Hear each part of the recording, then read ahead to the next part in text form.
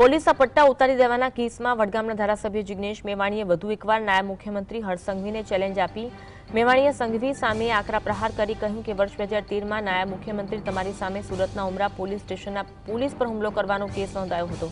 સંઘવીએ વર્ષ 2013માં તત્કાલીન પીએસઆઈને લાફો માર્યો હતો। નાયબ મુખ્યમંત્રી પર સરકારી અધિકારી પર હુમલો કરવાના કેસમાં ફરજમાં રૂકાવટની કલમો લાગી હતી। મેવાણીએ વધુમાં કહ્યું કે એક તરફ તમે મારા સંસ્કારની વાત કરો છો તો જ્યારે તમે પીએસઆઈને લાફો માર્યો ત્યારે તમારા સંસ્કાર ક્યાં ગયા હતા?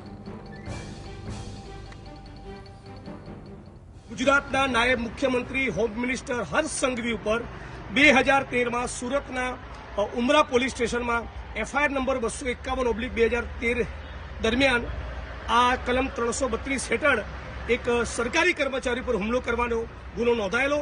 મારી શુદ્ધ જાણકારી મુજબ સબ્જેક્ટ ટુ કરેક્શન ભૂલ થતી હશે, હું જાહેરમાં સોરી કહીશ, પણ મારી શુદ્ધ જાણકારી પ્રમાણે જે જાહેર સેવક ઉપર હુમલાનો એમની ઉપર આરોપ હતો અને ગુનો દાખલ થયેલો એ પોતે પોલીસ સબ ઇન્સ્પેક્ટર હતા। ગુજરાતમાં ભારતીય જનતા પાર્ટીના માણસો જે પોલીસના મિત્રોને મારી સામે ઉશ્કેરી રહ્યા છે એ લોકો જાણે કે હર્ષ સંઘવી કેટલા સંસ્કારી છે। બીજા પણ ભારતીય જનતા પાર્ટીના મિત્રોએ પટ્ટા ઉતારી દેવાની વાત એટલા માટે કરી હતી પોલીસના કે એ એમના નજીકના પરિચિત થતા હતા અમુક આરોપીઓને બચાવવાની વાત હતી। મારા કિસ્સામાં એવું નથી, જે દારૂ જુગારના ડ્રગ્સમાંથી કમાઈ એના પટ્ટા ઉતારવાની, એમને સસ્પેન્ડ કરવાની વાત કરી હતી। એટલે આટલી વાત સમગ્ર ગુજરાતની મીડિયા અને સમગ્ર ગુજરાતની જનતા સમક્ષ રજૂ કરવા માંગુ છું।